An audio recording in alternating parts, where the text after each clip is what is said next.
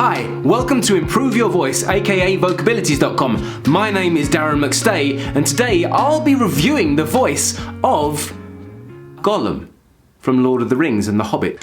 I should really be talking about the wonderful actor who created and played Gollum, Andy Serkis. However, he is another voice for another time. This is something he's created, but I want to look at what goes into making up the voice of Gollum because it's quite interesting, and I thought, well, I've done real people so far, why not take something from that's fictional and see if I can look at the voice and create it. It's such an interesting voice, and it's such a well-known, charismatic sound that Andy Serkis made with Gollum, that I wanted to just look at Gollum on his own as a character and let's see if we can discuss physicality and the sounds that are being made, and interestingly enough, see if it's something that you can see habits of yourself, and also look at how we can do things with our voice in a safe way that can enable us to completely change the way we sound.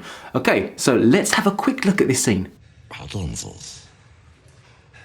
What is Bagginses, precious?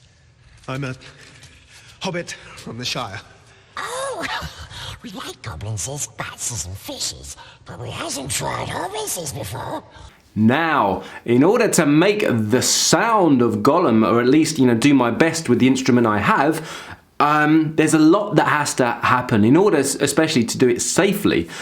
Because you're adding some tension in, I'm changing the way that I'm using my voice, but the tongue plays a massive part of this. Because if I'm speaking the way I'm speaking now, and I just bring the back of my tongue up to the top of my mouth, like that, all of a sudden, there's kind of a sound that happens because I'm squeezing air off, and it's not coming out fluidly. So the air placement where it would naturally go forward gets squeezed over the top area of the back of my tongue, and sometimes round the sides as well, and so whatever's left kind of goes up through my nose. So the air placement is really key here, and that happens due to a change in the structure and the way I'm holding my tongue. So if we make just a sound like that,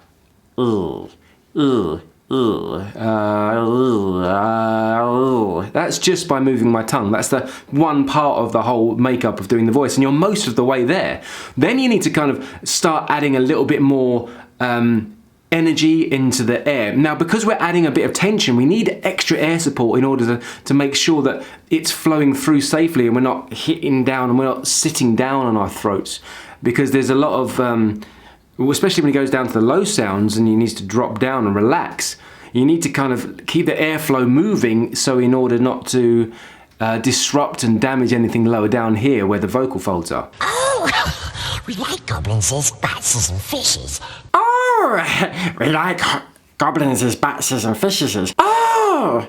So it's a little bit breathy, it's a little bit airy, and that's probably because he's using a lot of energy and a lot of air to create this sound safely. So being able to pass it through at a kind of quite a rate. So for this, he's really using his diaphragm, and I think he's whereas often I say that speakers don't need to use their diaphragm, they just really need the support. For this, in order to create the sound safely, you really do need a lot of air, because you're creating all these restrictions, and in order to get through it, and so you're not sitting down, like I said before. He likes goblins, bats and fishes, but we've never tried hobbits before. We like goblins, bats and fishes. Now, it sounds a lot of the time that Gollum has a very kind of strong accent of his own, and he does. It's completely unique thanks to Andy's wonderful work. But he does pronounce words, not necessarily the end of words, but he does pronounce his plosive sound. So the P's, and the P's and B's are very pronounced, very plosive, and this kind of sends air out, and it sends a kind of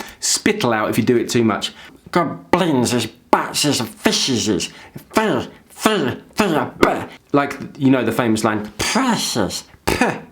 precious. So everything's really kind of loose at the front and tighter and higher at the back. But we hasn't tried hobbitses before.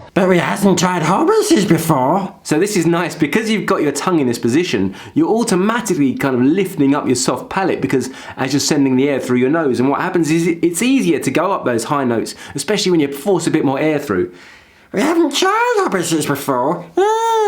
So there's this witchy sound. Here. So imagine a reed from a reed instrument like I don't know, oboe or something. There's a little bit of material, bamboo, and it kind of just moves like this. And you're kind of almost creating that effect by thinning out the area that the air is going through. Here. And then there's a lot of spittle and there's a lot of movement, and that's coming from really down a bit lower.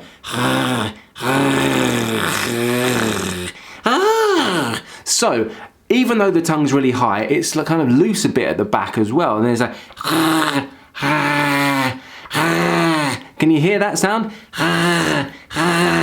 That's coming right from the back. So for this, the soft palate is actually wavering. Well, that's the way I'm doing it anyway. Maybe he's doing it differently, but that's how I'm getting that kind of extra texture to his voice. Now, one of the things that really shows how Andy's instrument is put together is the fact that he's got, I think, a larger nasal cavity than me. I've got quite a small nose. I wouldn't say he's got a big nose, but inside, I can hear the inside here. But his is kind of got a lot more space, which allows him to have a depth when he sends air up here. And when I go up here, my voice thins out somewhat, but he was able to keep that depth. Of course, the film is professionally mastered, and there's a lot of kind of added bass effects to get those deeper tones. But I think Andy, being a theatre actor, is really trained to open up and use these resonators of his own. And so putting it together in a character like this, he's got a very full, rich sound. So let's break it down again. We're using our tongue, the back of our tongue, and lifting it up very high in the mouth so it touches the soft palate. And we're squeezing air through over the top and around the sides, while also pushing a lot of air through up to our nose. As this is happening, we're also tickling the soft palate at the back and all the kind of loose tissue that's at the back of our throat here to make this sound, to make this texture and sound. So when we put it all together, It's like that, and it comes through the nose, but it's also very forward. You see, like my process. Gollum. see, sounds like that wouldn't really be able to be made safely if they were like making the sound from the vocal folds. So the air's thrown past them and moving other parts higher up. And you really need to use the whole body so you can make sure that the air is flowing with the style of the sound you're making. Like I said before, I'm not an impressionist. I'm just trying to break down what I hear in Andy's voice as he creates Gollum. And that's what I'm hearing, and that's when I put it together myself, how I see it coming together. This is a crazy different review today. It's not obviously a real person. I don't think anyone's going to go out of their way to try and create Gollum's voice. But if you do, maybe these are things to think about. Whether it's been useful or not, hopefully it's been entertaining and you've learned something that you may or may not use for a party trick maybe. But anyway, I wanted to bring a new video today. I'd love to go into Andy Serkis' voice himself a bit more detail later on because he's got a fantastic voice. And again, like all the actors that I will be reviewing in this series, there's the voice work that they do and the training they do gives them, you know, scope, and it gives them range and dynamics. So anyone out there wanting to improve their voice coaching, vocal work is definitely key for you. So thanks for watching today. My name's Darren McStay. This is Improve Your Voice, aka vocabilities.com. And until the next time, look after your voice.